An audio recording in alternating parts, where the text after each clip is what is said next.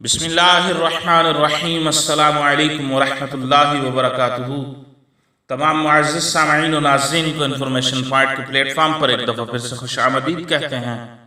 معزز سامعین و ناظرین، ہماری آج کی ویڈیو کا عنوان ہے حضرت علی رضی اللہ تعالی عنہ کے نام کے ساتھ کرم اللہ وجہہ الکریم کیوں لکھا جاتا ہے۔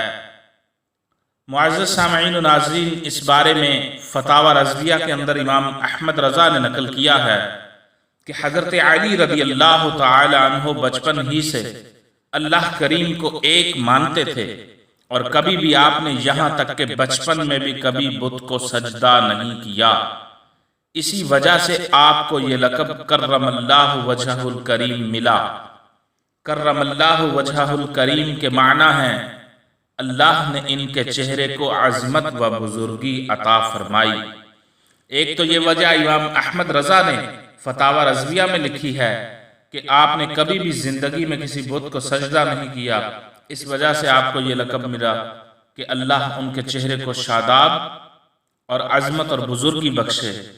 اور دوسری وجہ آپ کے نام کے ساتھ کرم اللہ تعالی وجہہ الکریم لکھنے کی سلطان باہو سلطان العارفین رحمۃ اللہ تعالی علیہ نے اپنی کتاب عقل بیدار میں نقل کی ہے۔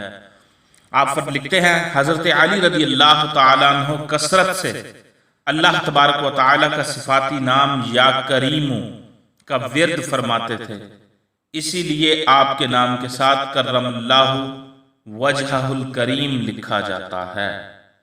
تو سلطان باہو نے یہ توجیہ نقل کی ہے کہ آپ کثرت سے اللہ پاک کا صفاتی نام یا کریم پڑھا کرتے تھے، اس وجہ سے آپ کے نام کے ساتھ حضرت علی کے نام کے ساتھ کرم اللہ وجہہ الکریم لکھا جاتا ہے۔